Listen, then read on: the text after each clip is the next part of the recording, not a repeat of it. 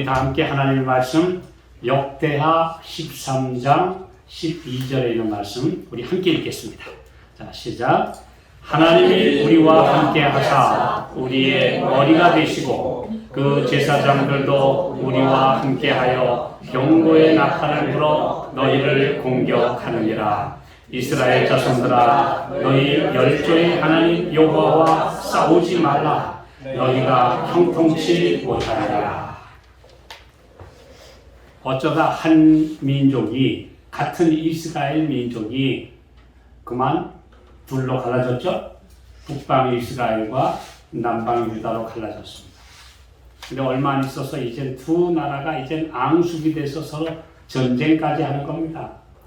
그래도 신앙적 정통성은 남방 유다에 있었어요. 왜냐하면 예루살렘이 있고 성전이 있고 하나님께 드리는 예배가 보존되고 있는 다윗 왕조의 후예들이 다스리고 있으니까 그곳이 정통성이 있었는데 지금 북방 이스라엘이 쳐들어온 겁니다.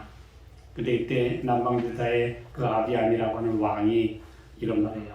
하나님이 우리와 함께 계신다. 여기는 제사장들 진리가 있고 예배가 보존되고 있는 하나님의 백성들인데 너희들 왜 싸우냐? 그래서 마지막에 이스라엘 자손들아, 너희 열조의 하나님 여호와와 싸우지 말라. 너희가 형통치 못하리라. 이 경고에도 결국 전쟁했다가 그날 대패당하고 맙니다. 그 북방 이스라엘의 초대 왕인 여로보암이 이 전쟁에서 패전함으로 결국은 머리를 들지 못하고 이제 쓰러지고 마는 그런 역사가 기록되어 있습니다. 자, 그래서 여기 하나님과 싸우지 말라 했습니다. 너희 싸우기는 누구하고 싸워요? 자기 형제 유다 민족들하고 싸우는데 여기서 말하기를 너는 지금 우리와 싸우는 게 아니고 하나님과 싸우는 거다. 하나님과 맞서지 말아라 라고 경고합니다.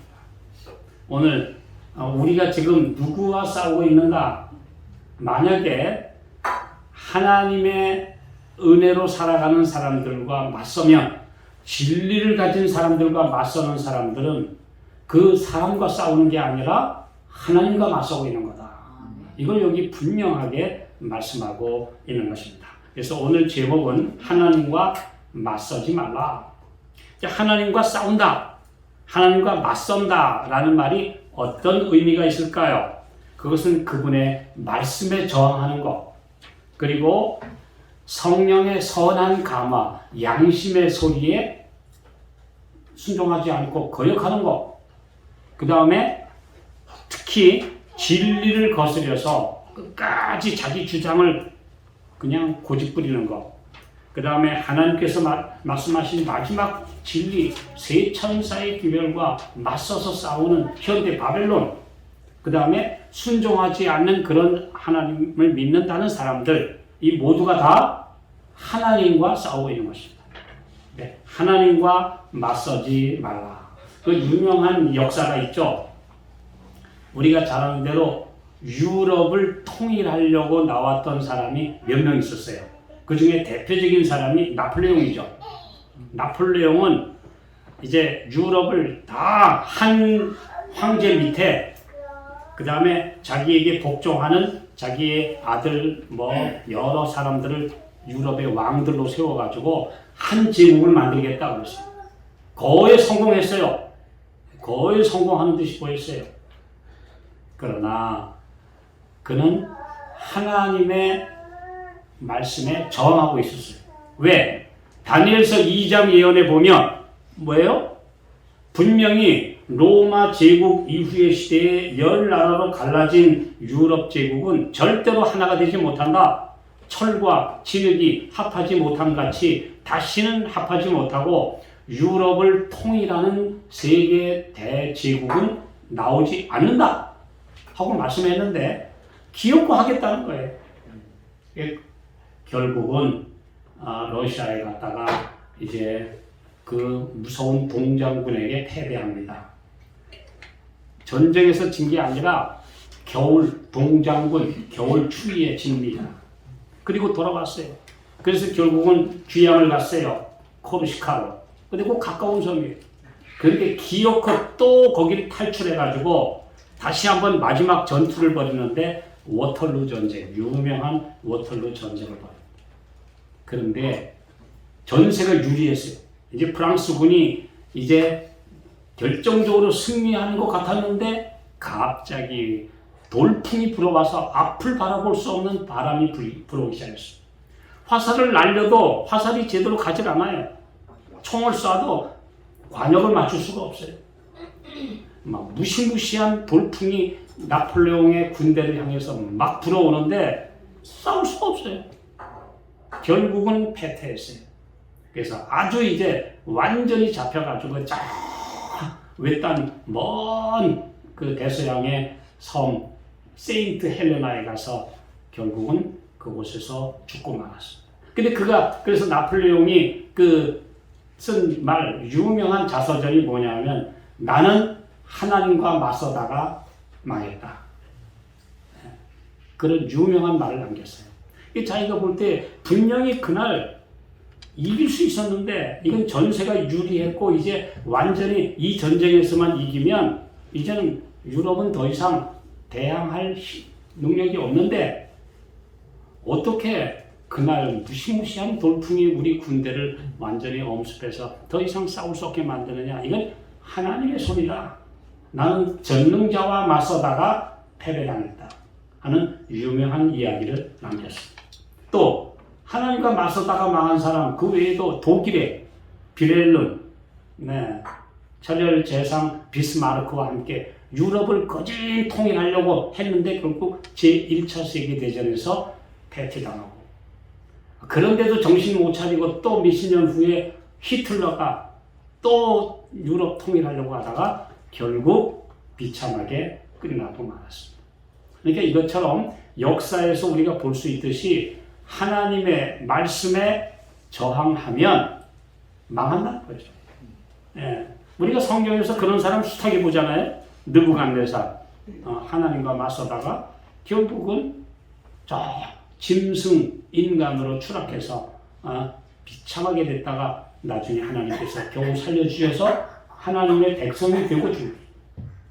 이런 역사 우리가 잘 봅니다. 그런 큰 사건만 중요한 게 아니라 우리 개인사에 있어서도 하나님의 말씀에 거역하고 맞서면 결국은 쓰러진다, 망한다 하는 것을 우리에게 말씀해 주셨어요. 내 인생살이에서 하나님께서 분명히 이것이 정론이 너는 이리로 행하라 하는데 그거 아닙니다 하고 요나처럼 거슬려 가면 바다에 폭풍이 불거니 결국은 망해요.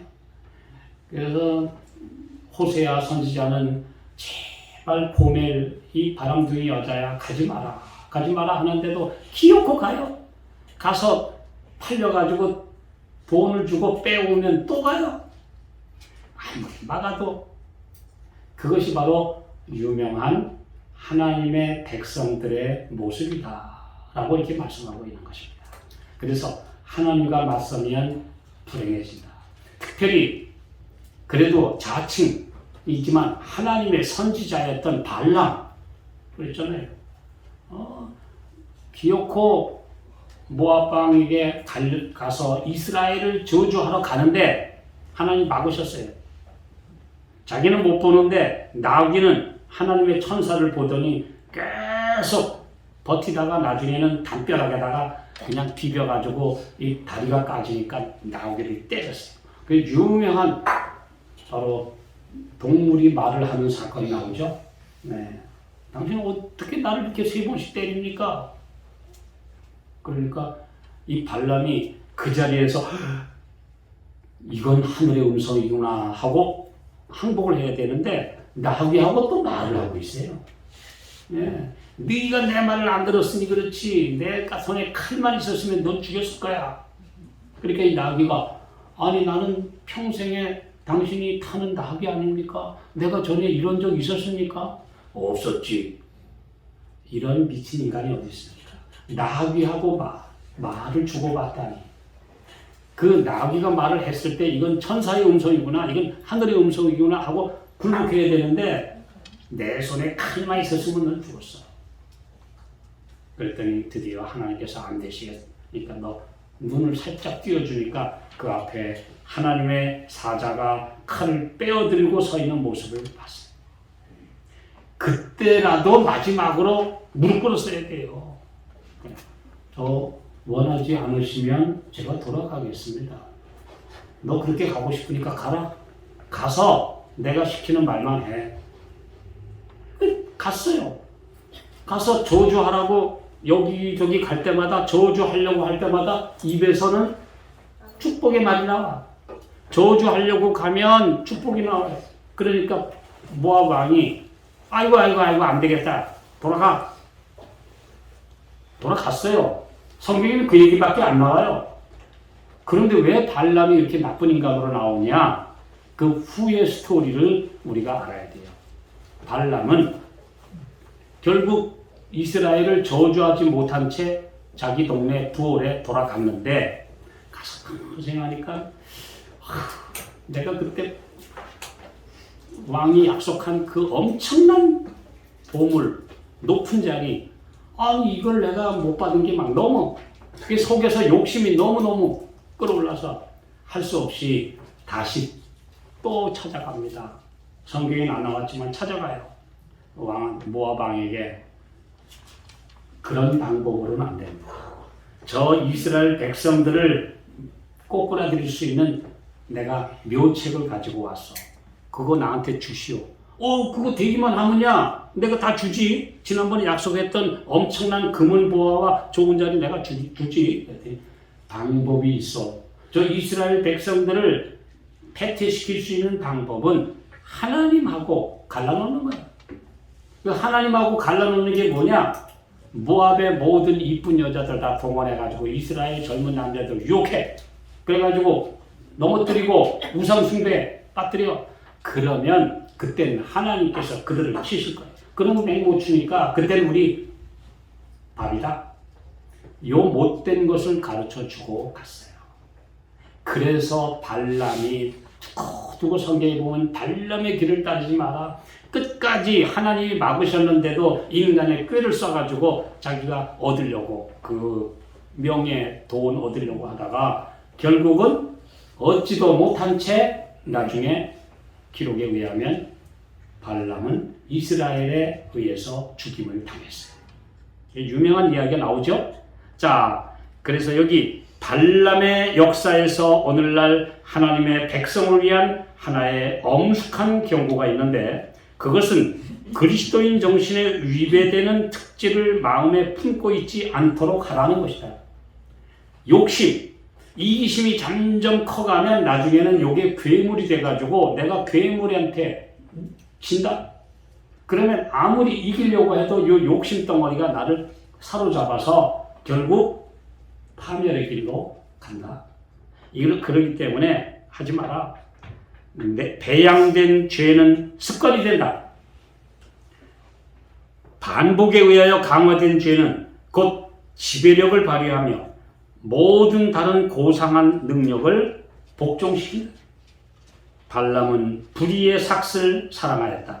하나님께서 우상 숭배와 같은 레벨에 두신 탐심의 죄를 그는 저항하지도 않았고 이기지도 못하였다. 사탄은 이 한 결정을 통하여 그를 완전히 지배할 수 있게 되었고 그의 품성을 망치고 기회주의자가 되게 하였다. 결국은 망하는 길로 갔습니다. 바로 발람이 그 길을 간 거예요. 근데 오늘 하나님께서 하지 말라고 그러시는데 보면 어떻게 요렇게 하면 좀 돈 벌 것 같고 요렇게 하면 내가 더 세상에서 잘 될 것 같고 쾌락을 누릴 것 같고 그런데 하나님께서 하지 말라고 그러셨는데도 끝까지 고집 부리고 금단의 영역에 자꾸 발을 들이면 결국 망하는 거예요. 제가 옛날에 들은 한 이야기는 절대 그 사탄의 영이 있는 강신술 집회에 가지 말라고 그랬는데 한국에서 신학을 졸업한 한 똑똑한 젊은이가 미국에 갔다가 야 진짜 강신술이 뭔지 내가 한번 봐야 돼. 난 괜찮아. 하나님이 함께 계시는 데까지 그래서 그 강신술 영매들이 있는 곳에 딱 가서 나는 하나님의 종이니까 괜찮아. 처음에는 괜찮았죠. 근데 점점점 그 분위기가 뜨거워지고 열광하고 사람들이 막 박수치고 열광하는데 나중에는 제 정신 혼미해가지고 왔다고 왔는데 그날부로 그에게 악한 영이 지배하기 시작했어요. 그래 드디어 그 다음날 보니까 완전히 그냥 미치광이가 되어가지고 나를 놓아달란 말이야 하고 울부짖다가 또 한참 있다가 울고 있다가 보면 또 저정신 돌아왔다가 또 들어갔다 또 들어갔다. 결국은 파멸의 길로 가서 인생 끝났다고 합니다. 자기는 똑똑한 신학 졸업한 목회자의 길을 가는 사람이고 나는 절대로 그런 데 가면 안 넘어가. 아무리 강신술 마귀가 있어도 나는 이겨 하고 큰소리 뻥치고 갔는데 그 금단의 지역에 발을 들여놓는 순간 하나님의 천사가 그와 함께 안 하시고 그런 사탄의 영이 날뛰고 있는 춤추고 하는 그런 구판에 하나님의 백성들이 가면 하나님 함께 안 하십니다. 네. 지난번에 그 이태원에 그 난리치는 축제장에 하나님의 백성들 그거 가면 안 돼요. 네. 하나님의 보호의 영역을 떠나면 안 돼요. 그건 책임 안 지실 거예요. 하나님의 백성들은 그래서 하나님께서 가라고 하신 울타리 안에 머물러야 합니다. 아멘. 네. 여기를 벗어나면 그 다음은 내 책임, 내가 스스로 멸망의 길을 선택하는 것입니다. 그러므로 오늘의 제목의 말씀처럼 하나님과 맞서지 말라는 겁니다. 이거 우리가 중요한 말씀. 내가 말씀을 깨달으면서 나에게 빛이 이르러 왔는데 나는 내 고집대로 하겠다. 그럼 망하는 길로 가는 거죠. 자, 우리 또 한 말씀 봅시다. 디모데후서 3장 8절 시작. 얀네와 얌브레가 모세를 대적한 것 같이 저희도 진리를 대적하니 이 사람들은 그 마음이 부패한 자요 믿음에 관하여는 버리운 자들이라. 여러분 성경 읽으실 때 이 얀네와 얌브레가 이게 뭐야? 이 뭐하는 사람들이야? 근데 요걸 이제 우리가 성경 주석을 통해서만 볼 수가 있습니다. 이 사람들은 바로 왕의 곁에 있던 술사들입니다. 모세를 통해서 모세는요 하나님의 지팡이를 던졌을 때 진짜 뱀이 됐어요. 근데 이 사람들의 지팡이를 던진 거는 뱀처럼 보였을 뿐이지 뱀이 아니에요. 그냥 사람들을 이렇게 착시 현상을 일으킨 것이지 진짜 아니에요. 근데 계속 해봐도 안 돼요. 나중에는 모세의 지팡이가 와서 다 삼켜버렸어요. 이건 저건 분명히 하나님의 능력인가 보다. 그런데 얼마 있다가 또 하니까 또 해. 피제만 우리로, 그 다음에는 뭐가 올라오니까 우리로. 이렇게 계속해서 하나님의 능력에 맞서는 가짜뱀이 부흥사들. 그러니까 요즘에 하나님의 진짜 능력이 아니고 불 받아라, 성령 받아라 하면서 합치는 가짜 술사들이 다 얀네와 얌브레예요.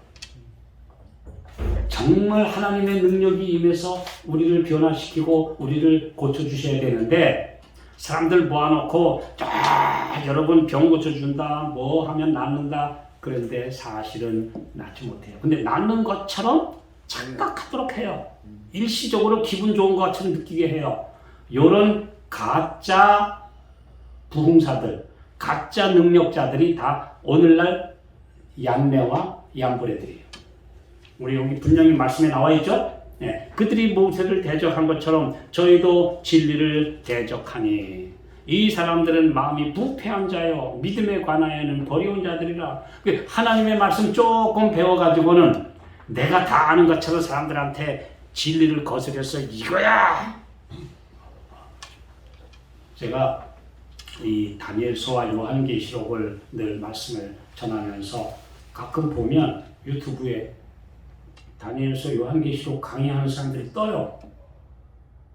우리 개신교에도 그런 사람들이 있어요. 그래서 이 사람들은 이 부분을 어떻게 해석하나 하고 한번 살짝 들어보니까 이건 말도 안 되는 해석들을 하고 있어요. 역사적인 또 하나님의 말씀에 근거한 해석이 아니라 저도 제가 함부로 까보고 전하는 게 아니지 않습니까? 오늘 우리 말씀 안에서 우리가 오랜 세월 동안 우리 재림 신학자들이 말씀을 연구하고 가르치고 확정한 것, 그거 저도 배워서 가르칠 뿐인데 이 사람들은 자기 스스로 아무데거나 끌어다가 막 적용을 해요. 예, 그러면서 이제 2300주야나 1260이나 뭐 이런 것들을 그냥 아무렇게나 갖다가 적용하는 그런 해석자들 참 봤습니다. 이 얀매와 얀불이에요. 진리를 거스려서 자기 마음대로 아무렇게나 갖다 적용하는 사람들. 이런 사람들 참 많이 있습니다. 자, 이제 인간의 이론과 과학과 술수 그리고 사탄의 능력으로 하나님의 능력을 위조하는 자들. 네.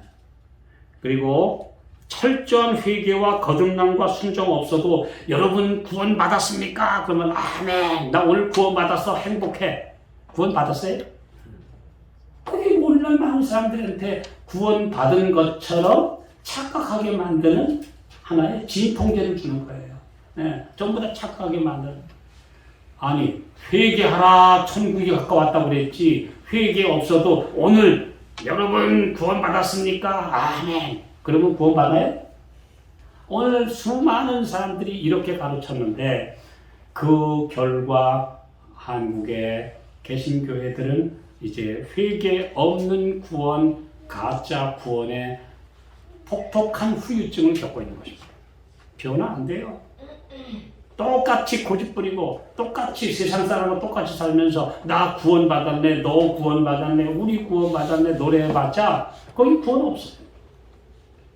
예레미야 6장 13절에도 그들이 내 백성의 상처를 적당히 심상히 고쳐주면서 평강하다 평강하다 하나 평강이 없다. 평강은 철저한 회개로 하나님과 화목할 때 이르러 오는 것이지 그냥 평안하다 그러면 평안이 오는 거 아니다 이겁니다. 근데 오늘날 이 세상에는 그런 가짜 얀매와 얀뿌레가 얼마나 설치는지 몰라요. 오늘 이 세상에 그런 거짓된 복음에 속아가면 안 돼요. 저도 옛날에 어떤 한 젊은이가 오더니 저는요 아빠 사랑 깨달으니까 그냥 눈물이 절절로 나요. 그냥 막 아빠 얘기만 들어도 눈물. 그 아빠가 얼마나 좋은 아빠길래 그 아빠 소리만 들으면. 근데 결국 나중에 사람들을 현혹시켜서 그 아버지 사랑, 아빠 사랑 하더니 결국은 이상하게 하나님 대치한 박선생이라는 사람이 전부 다 사람들을 미혹시키지 않았습니까? 바로 그런 이상한 집단이에요. 그러니까 사람들에게 정상적인 꼴을 먹이는 게 아니라 마약을 주어서 정신을 현혹시키는 짓을 하는 그런 설교자들, 가짜 부흥사들, 그리고 자칭 하나님의 종들이 얼마나 많은지 모릅니다. 네. 진리를 거스려서, 지금 진리를 거스려서 끝까지 나갔던 사람들, 헤롯, 나중에 베드로를 죽이려다가 하나님의 천사가 구출시켜줬으면, 이야, 이건 내가 굴복해야 된다. 안 하고, 그 지키던 병사들 다 죽여! 그 지키던 병사들은 무언 잘못이 있다고 베드로를 천사가 구출시켜갔는데, 그 기록에 의하면 16명씩 32명이나 지켰다고 합니다. 32명이나 되는 보초가 그 베드로를 지켜가지고 내일 처형시키려고 했는데 하나님께서 탈출시켜 주셨어요. 그러면 하나님이 하신 일이니까 굴복해야 되는데 애꿎게 저 보초병들 죽여라.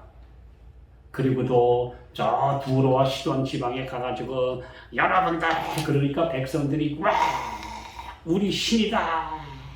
그런데 갑자기 하나님의 사자가 치니까 막 금방 온몸이 충이 먹기 시작했어요.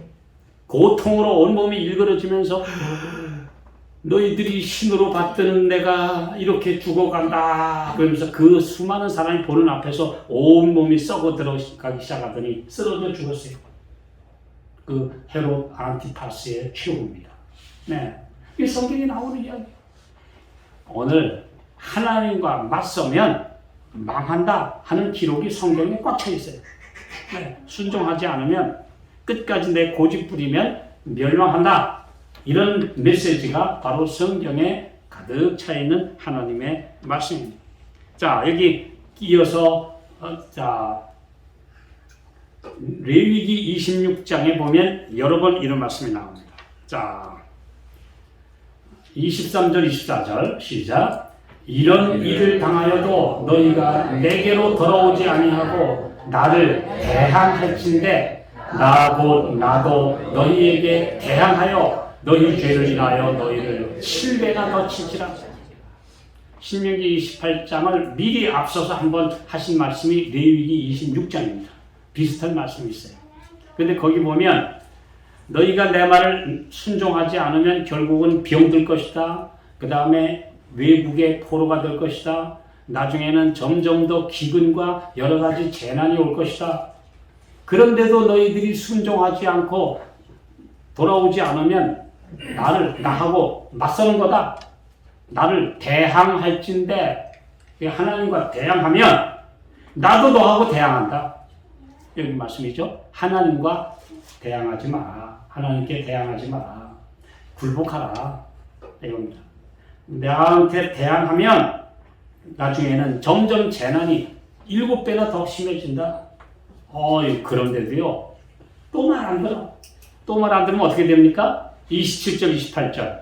자, 시작. 너희가 이같이 될지라도 내게 청종치 아니하고 내게 대항할진대 내가 진노로 너희에게 대항하되 너희 죄를 인하여 7배나 더 징책해.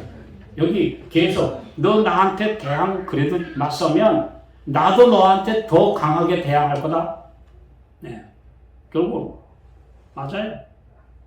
또 마지막으로 레위기 26장 40절로 42절.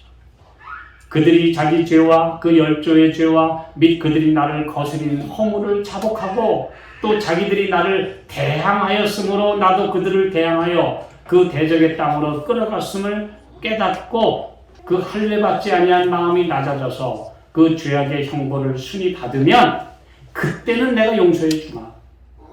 하나님과 맞선 때는 나 절대 너 못 도와준다.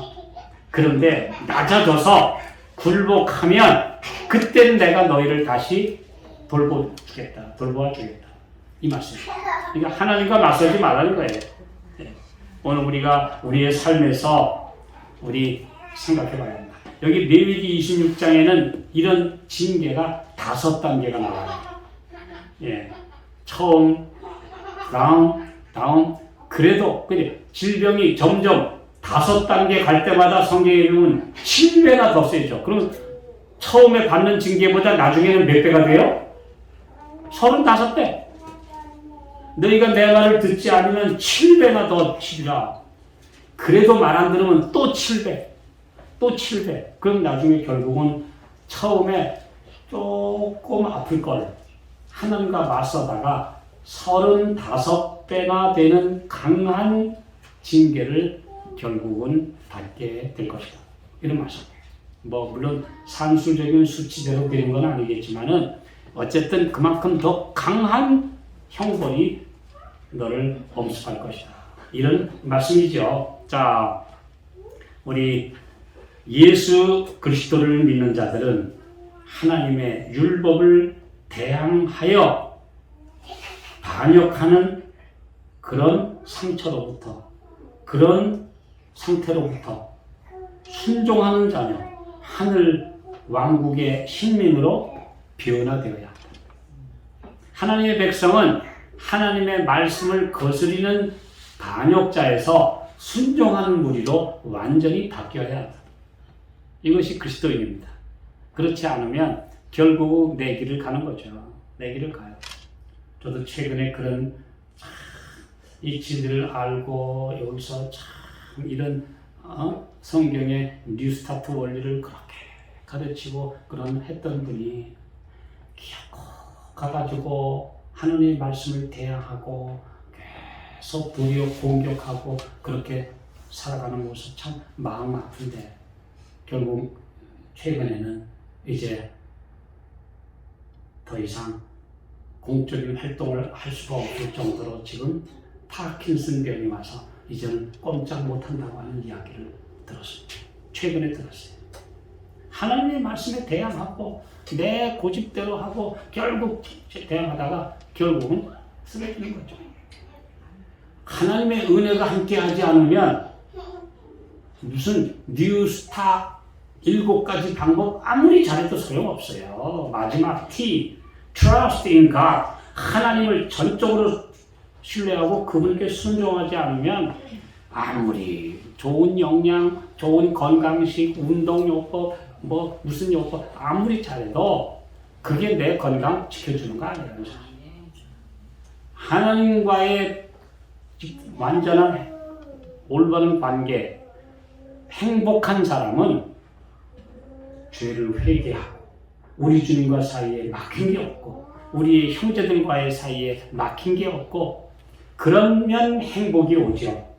그런데 기어코 하나님과 맞서면 여기서 좋은 내용 아무리 잘 따서 간들 하나님의 은혜가 함께하지 않으면 인간의 방법은 그저 조금 좋을 뿐 결정적이지 않습니다. 하나님의 은혜가 함께해야 합니다. 예. 자, 때때로 지적되고 있는 죄를 하나님께서 빛의 특성이 아니라고 하신 죄들이 사람들의 마음문에 놓여있다.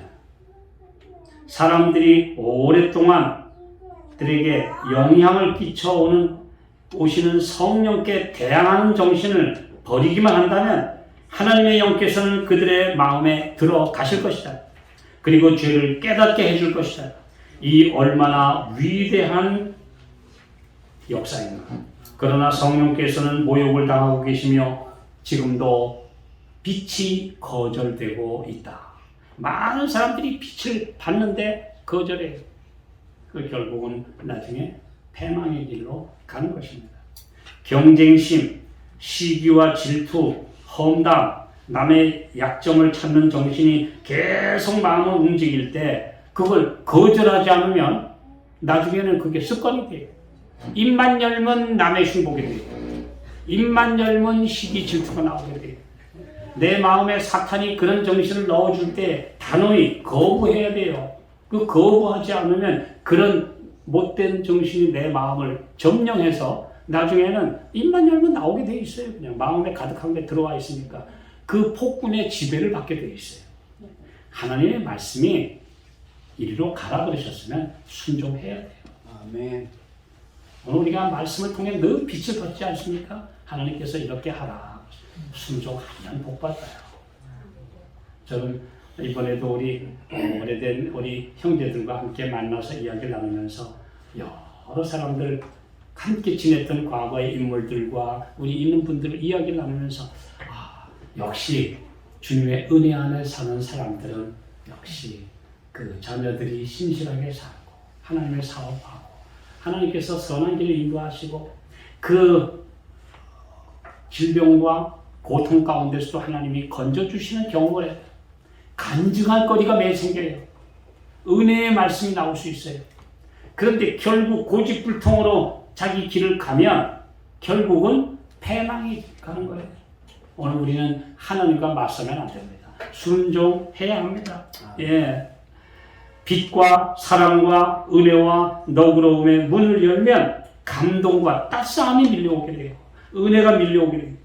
이것이 하나님을 영접하느냐 하나님과 거스리느냐의 갈림길에 우리가 서 있게 되는 것입니다.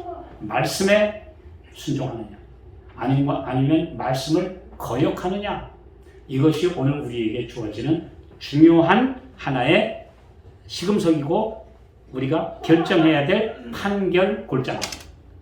우리 기억하시기 바랍니다. 자, 히브리서 12장 25절. 자, 시작. 너희는 삼가 말하신 자를 거역하지 말라. 땅에서 경고하신 자를 거역한 저희가 피하지 못하였거든. 하물며 하늘로조차 경고하신 자를 배반하는 우리가 보냐. 삼가 말씀하신 자를 거역하지 말라. 네. 완고하게 하지 말라. 옛날 그 모세가 그런 표현을 잘 썼죠. 너희는 목이 고든 백성이라 이런 표현 많이 쓰죠. 우리 그런 말씀 출애굽기 신명기 보면 나오죠. 너는 목이 고든 백성이라. 그 뭐예요? 이걸 못한다는 거예요. 네, 이걸 못한다는 거예요. 네. 이걸 못한다. 우리 아버지가 그런 얘기를 가끔 하셨어요. 이 황해도 사류원에 그 양반 집성촌에 있었는데 얼마나 자존심이 강한지 이건 다른 사람한테 굴복을 안 해. 예. 일제 때 일본한테 굴복 안 하다가 죽었더니 또 얼마 안 있어서 해방되자마자 이제 북한 이제 공산 정권이 들어왔는데 거기 가서 동무 그러는데 이것도 굴복을 안 해. 그래서 결국은 목이 뻣뻣한 바람에 여기 맞아 죽고 저기 맞아 죽고 많이 죽었다. 예, 그냥 잘 지혜롭게 피신하는 방법을 못 쓰고 그냥 맞서다가 지혜롭게 가야 되는데 맞서다가 망했다. 오늘 우리 하나님의 백성들이 목이 곧으면 안 돼요. 예, 그래서 그걸 가리켜 또 다른 말로는 또 많이 나온 말이 또 뭐 있죠? 강팍입니다. 강팍. 예, 팍이 아니고 팍이라고 해요. 강팍. 예, 그의 팍. 그렇게 말해요. 이게 얼마나 아주 이렇게 그 고집불통의 완고한 정신을 가지고 살았는가 이렇게 말씀하고 있습니다. 자, 아담 때로부터 우리 시대에 이르기까지 시대마다 범죄와 이제 크기와 종류도 그 전 시대보다 더 커지고 더 다양해져 왔다. 하나님께서는 이렇게 신체적, 도덕적으로 유약하고 추한 인간을 만드신 적이 없으시다. 그러니까 결국 아담의 시대 이후로 자꾸 하나님의 말씀을 거스리다 보니까 점점 더 못돼지고 점점 더 쫄아들고 점점 더 이렇게 피폐해진 인성, 체력, 이런 지성, 감성 이거 가지고 우리가 태어나는데 주님의 은혜가 없으면 우린 생존할 수가 없고 구원받을 수가 없어요. 전적으로 주님의 말씀에 굴복하는 길만이 사는 길입니다. 예, 이 세상 전부 다 사람들이 다 괴짜들 아닙니까? 그래서 오늘 예수님께 굴복하는 것이 사는 길. 네. 두렵게도 각종 질병들이 점점 더 많이 나타나고 있다. 이런 현상은 하나님의 특별한 섭리에 따라 된 일이 아니고 하나님의 뜻을 직접적으로 거역하는 데서 일어나는 현상이다. 결국 이 지구의 주인들이 타락함으로 이제 하나님의 보호의 손길이 거두어지고 점점 더 재난, 지진, 질병 이런 것들이 심해져서 이제 주님의 오실 날이 가까운 시대에 서고 있습니다. 오늘 피난처 되시는 하나님께로 가셔야 합니다. 아멘. 전적으로 그분의 은혜에 굴복하고 주님의 말씀대로 순종하는 것이 살아남는 비결입니다. 오늘 이 말씀을 기억하시기 바랍니다. 마지막 말씀 읽겠습니다. 시편 68편 6절 시작. 하나님은 고독한 자로 가속 중에 처하게 하시며 수금된 자를 이끌어내사 형통케 하시느니라. 오직 거역하는 자의 거처는 메마른 땅이로다. 네.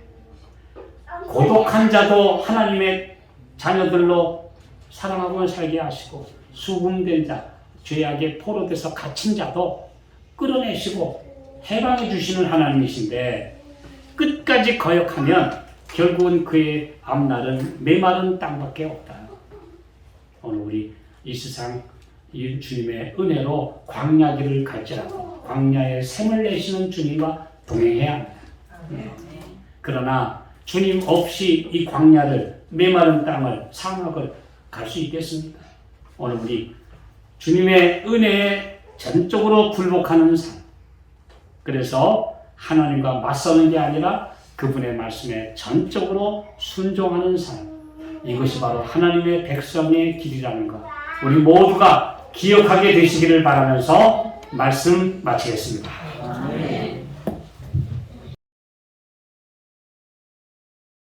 사랑하신 아버지, 오늘 우리에게 빛을 주시고 이것이 정론이 너희는 이리로 행하라는 말씀을 우리에게 날마다 주시니 감사합니다.